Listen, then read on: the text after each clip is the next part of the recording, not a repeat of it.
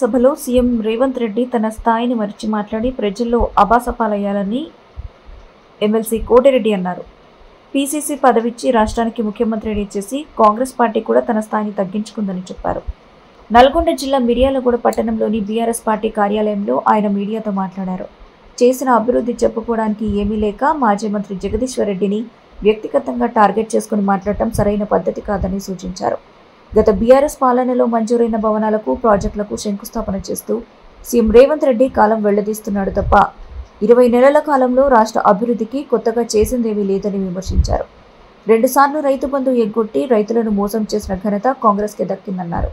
ఇప్పటికైనా రేవంత్ రెడ్డి చిల్లర మాటలు, చిల్లర రాజకీయాలు పక్కన పెట్టి ముఖ్యమంత్రిగా హుందాగా ఉండకపోతే ప్రజలు పక్కన పెట్టే పరిస్థితి వస్తుందన్నారు. రాజగోపాల్ రెడ్డి నడిచి చెప్తాడు.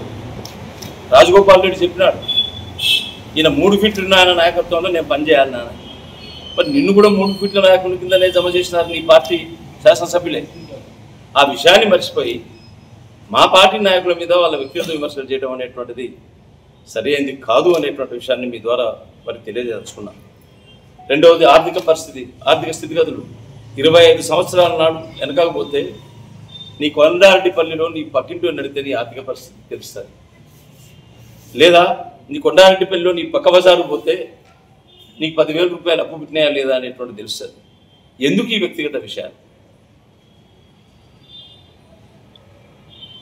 ముఖ్యమంత్రిగా నీకు కలిసి వచ్చింది, పార్టీ నీకు ఒక బాధ్యతని నెత్తి మీద పెట్టింది.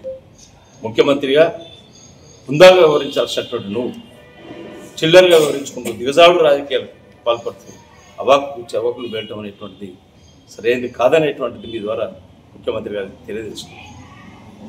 అంతేకాదు 60,000 ఉద్యోగాలు నేను ఇచ్చినా అని చెప్పి నిస్సిగ్గుగా నిన్న వేదిక మీద మాట్లాడినాను. ఎవరు నోటిఫికేషన్లు ఇచ్చారు, ఎవరు పరీక్షలు నిర్వహించినారు, ఎవరు ఫలితాలను ప్రకటించినారు? ఈ లోపల ఏదో నోటిఫికేషన్ వచ్చింది, ప్రభుత్వంలో కొత్త ఏదో జాప్యం జరిగిన కారణంగా వాళ్ళు ప్రకటించినటువంటి ఫలితాలకు నువ్వు నియామక పత్రాలు ఇచ్చి నేనే 60,000 ఉద్యోగాల నుంచి చెప్పుకోవడం ఇది నిస్సిగ్గుగా ఉంది. నువ్వు మాట్లాడేటువంటి తీరు ఆ ఉద్యోగాలకు నీకేం సంబంధం లేదనేటువంటి విషయాన్ని మీ ద్వారా తెలియజేస్తున్నాను. ఇంకా ప్రతి చోట నువ్వు కేసీఆర్ గారిని టార్గెట్ చేసి, కేటీఆర్ గారిని టార్గెట్ చేసి, హరీష్ రావు గారిని టార్గెట్ చేసి, నల్లగొండ జిల్లాకు వచ్చినప్పుడు మా మాజీ మంత్రి గారిని టార్గెట్ చేసి విద్వేషపూరితమైనటువంటి ప్రసంగాలు, వ్యక్తిగత భావ స్వేచ్ఛను దుర్వినియోగం చేస్తున్నటువంటి ముఖ్యమంత్రికి భారతదేశంలో ఎవరైనా ఉన్నారు అంటే తెలంగాణ రాష్ట్ర ముఖ్యమంత్రిగా నీకే చరిత్ర మిగిలిపోతుంది అనేటువంటి విషయాన్ని మీ ద్వారా చెప్పదలుచుకున్నాం.